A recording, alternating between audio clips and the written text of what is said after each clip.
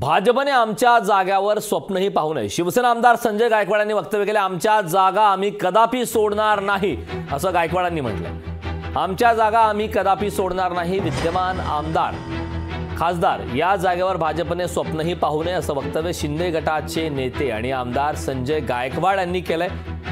त्यामुळे महायुतीमध्ये काही धुसफूस सुरू आहे का, जागा वाटपाबाबत काही वाद सुरू आहे का, अशा प्रकारचा प्रश्न निर्माण होतो. कारण थेट आता आमदार संजय गायकवाड यांनी आमच्या जागा कदापि सोडणार नाही असं वक्तव्य केलंय. भाजपने आमच्या जागेवर स्वप्नही पाहू नये असा एका प्रकारे इशाराच संजय गायकवाडांनी दिला.